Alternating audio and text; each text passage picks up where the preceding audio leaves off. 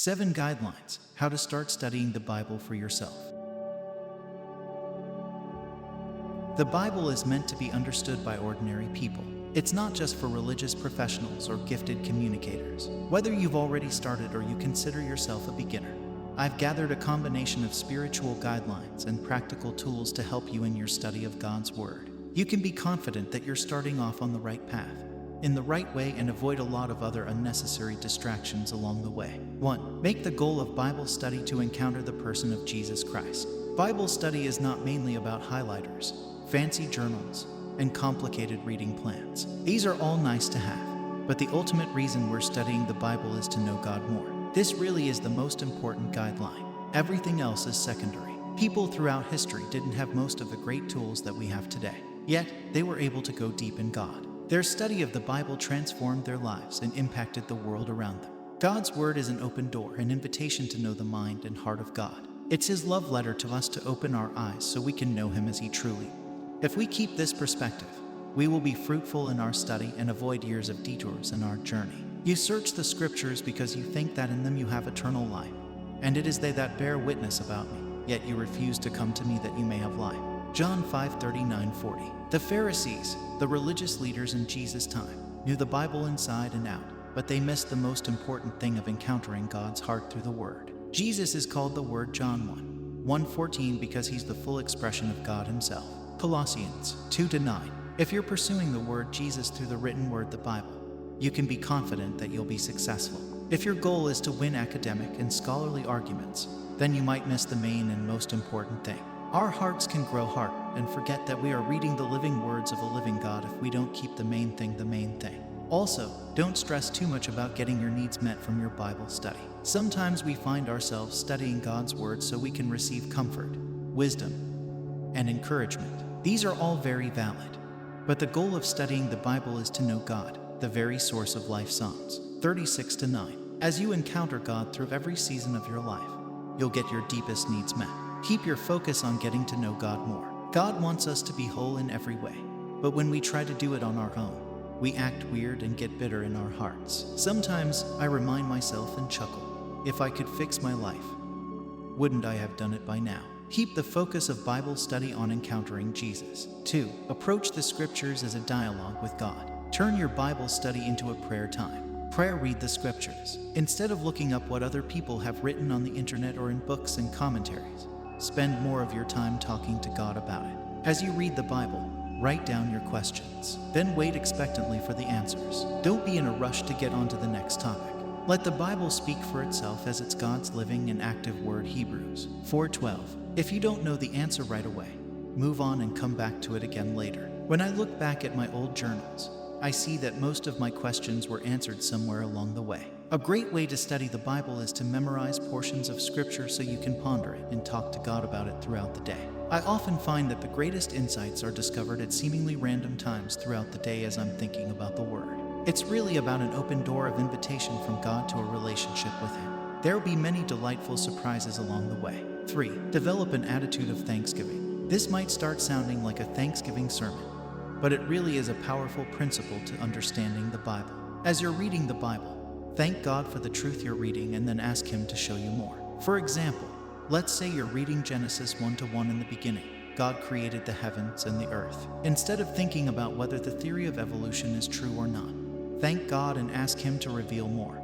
God, thank you for this truth that you created the heavens and the earth. Thank you for revealing this to me. Show me more. Then you can follow up with other questions.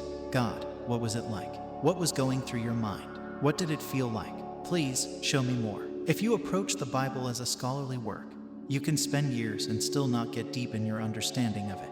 I like to remember that most people throughout history didn't have all the fancy tools that we have to study the Bible in the modern world. Yet there are examples of men and women throughout history who went really deep in God. Our goal is not to focus on endless rabbit trails of myths and endless genealogies. 1 Timothy 1-3-4. But to love God and others more.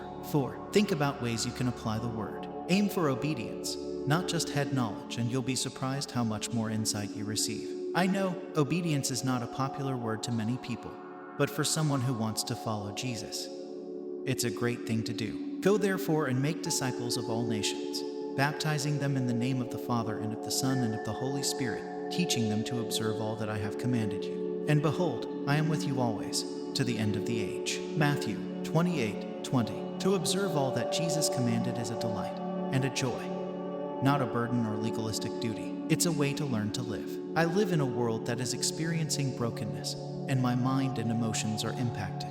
As I begin to follow Jesus and learn his ways, I begin to understand what life is really about, how it really works. Here's a prayer from Psalm 139 that I've found to be helpful whenever I'm studying the Bible.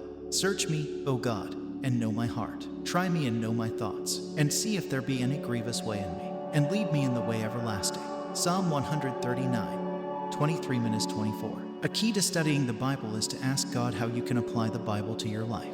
Pray, God, in light of what I'm reading, is there anything that you want me to do? If you feel like there are things God wants you to do, commit to obey. Say, God, I will obey your word. Empower my heart to obey. Help me to do it. 5. Develop a teachable spirit. If you're wanting to know how to study the Bible, you're probably feeling the spiritual hunger to know God more and to grow spiritually.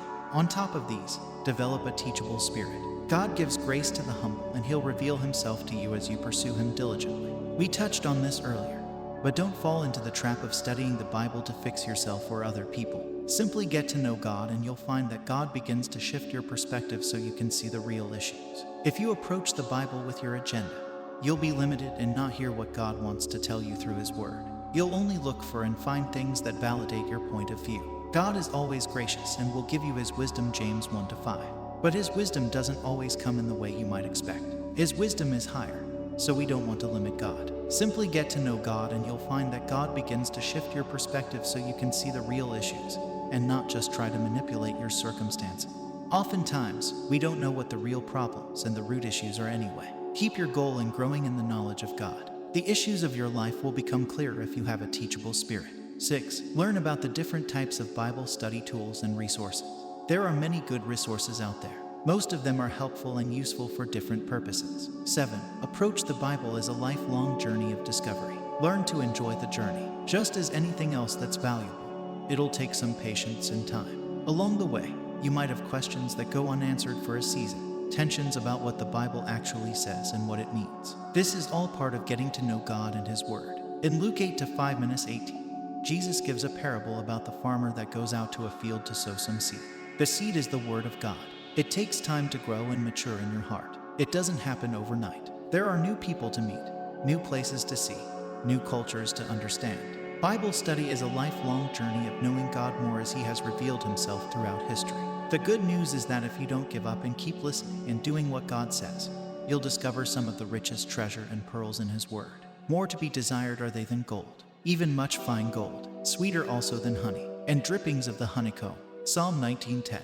Whenever the pressures of life pile up, let your time in God's word each day be a source of strength and stability for you. God will give you the wisdom and strength you need for today and for the seasons ahead. He'll also prepare you for things that you don't even know about yet. As you begin to grow in your understanding of God's word, share with others what you're learning.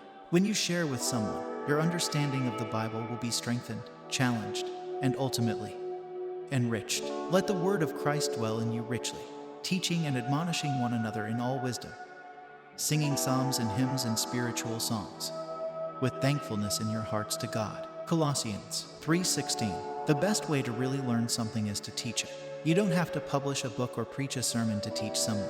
Simply share your journey with someone, whether it's a friend, neighbor, co-worker, or someone at a group Bible study or church. Share what you have, no matter how small or big you might think it is. If it's something from God, it's always valuable.